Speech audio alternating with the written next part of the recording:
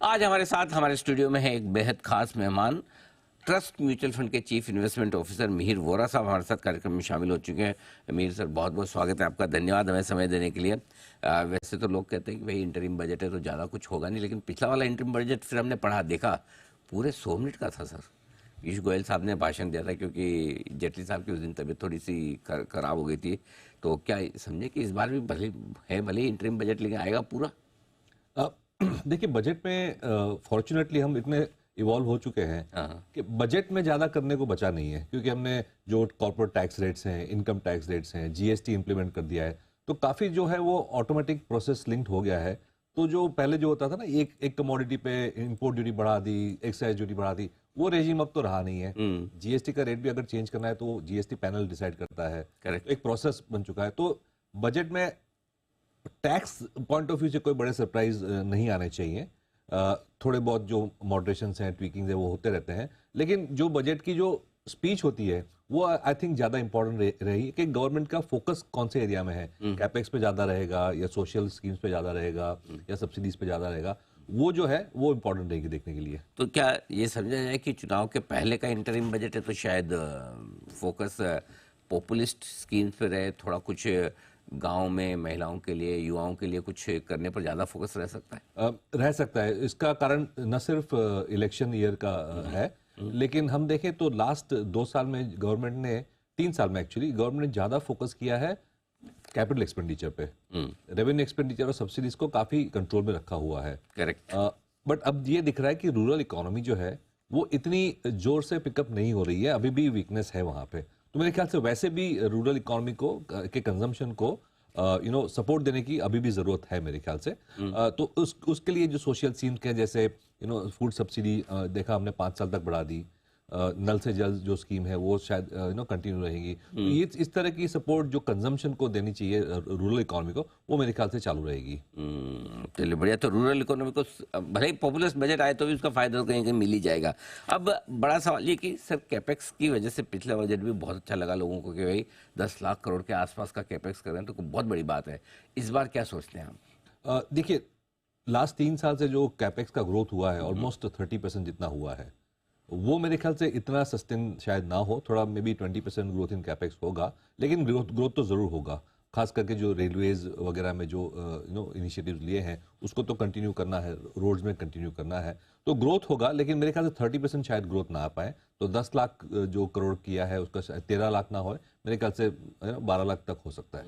पिछले 2 साल में थोड़ा सा हमने फिस्कल डेफिसिट को छोड़ दिया है, ठीक है, कोविड के बाद से ग्रोथ ज़्यादा जरूरी है, थोड़ा ये सब कुछ।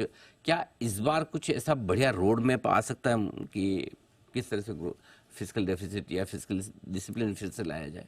देखिए, इवन इन डिफिकल्ट सर्कमस्टेंसेस हमने ये साल भी FY24 जो खत्म हो रहा है उसमें भी हमने 5.9 तक तो डेफिसिट ला ही दिए। तो सीक्वेंशियली तो कम हो ही रही है।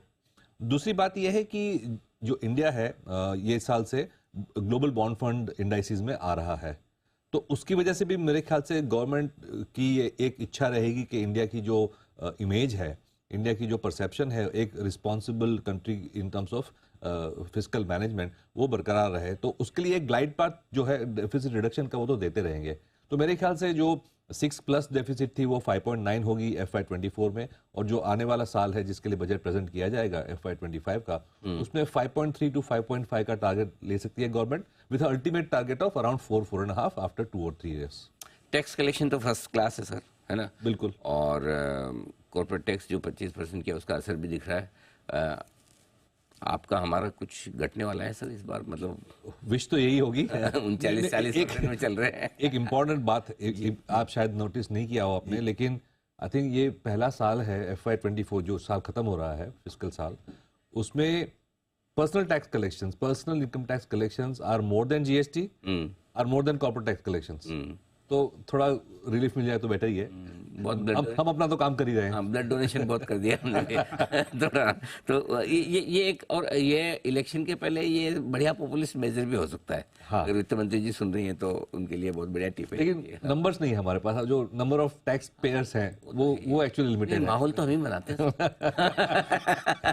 नंबर ज्यादा नहीं, एक्चुअली एक केस अच्छा है जहाँ पर, और देखा भी है कि अगर आप टैक्स दरें घटाते तो कंप्लायंस बेहतर हो ही जाती है, इसमें कोई डाउट ही नहीं है। दो सेक्टर हैं जो बड़ी सुर्खियों में रहते हैं, डिफेंस और रेलवे।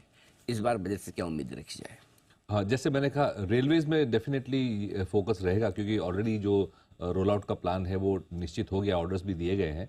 तो वो डिफेंस में मैंने देखा है कि जो ओवरऑल डिफेंस एक्सपेंडिचर है उसका ग्रोथ सिंगल डिजिट ही रहा है वैसे भी, और उसमें ज़्यादा फोकस रहा है कि इंडिजिनाइज करके प्रोक्योर करें।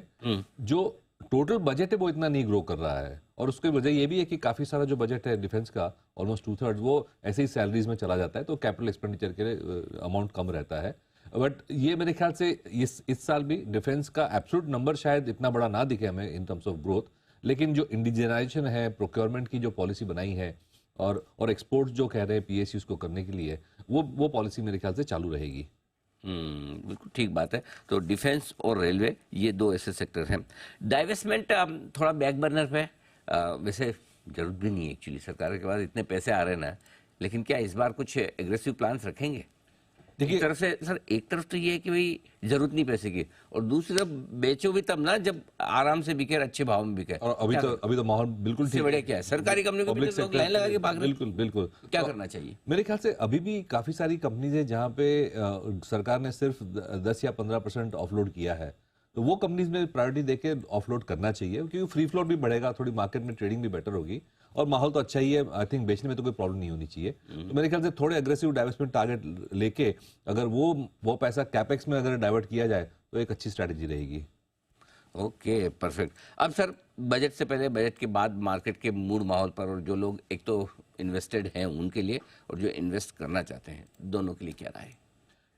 देखिए, मीडियम टर्म स्टोरी जो इंडिया की है वो तो अच्छी है, लॉन्ग टर्म स्टोरी भी अच्छी है, और इलेक्शन ईयर में मैं नहीं समझता कि कोई ऐसी मेजर पॉलिसी चेंजेस आएंगी मार्केट के लिए या इंडस्ट्री के लिए। तो इंडिया की जो नॉर्मल मोमेंटम है उस तरह से ग्रोथ चल रही है। We are in the middle of a revival of the capital expenditure cycle. तो गवर्नमेंट, तो हमने जैसे डिस्कस किया, गवर्नमेंट तो अपनी ओर से स्पेंड कर ही रही है, प्राइवेट सेक्टर की भी ये उम्मीद है कि ये साल से अच्छी ट्रैक्शन आए, और रियल एस्टेट में भी हम अच्छी ट्रैक्शन देख रहे हैं। तो अगर ग्लोबल इकोनॉमी में कोई नेगेटिव ज़्यादा सरप्राइज नहीं आता है तो मेरे ख्याल से इंडिया के लिए ग्राउंड अच्छा बन रहा है, 6.5-7% जीडीपी ग्रोथ का। और उसमें ऑफ कोर्स ये जो फिजिकल एसेट क्रिएशन वाले सेक्टर्स हैं, जैसे कि कंस्ट्रक्शन, कैपिटल गुड्स, इंफ्रास्ट्रक्चर, उसमें मेरे ख्याल से ग्रोथ ज़्यादा आ सकती है। मैं अगर एक विश है या ऑब्जर्व करूंगा कि कंजम्पशन, खास करके डिस्क्रिशनरी कंजम्पशन अगर और अच्छी तरह से पिकअप होती है तो हम एक्चुअली 7% को भी एक्सीड कर सकते हैं। वो एक इम्पॉर्टेंट पॉइंट रहेगा देखने के लिए। बिल्कुल ठीक बात है।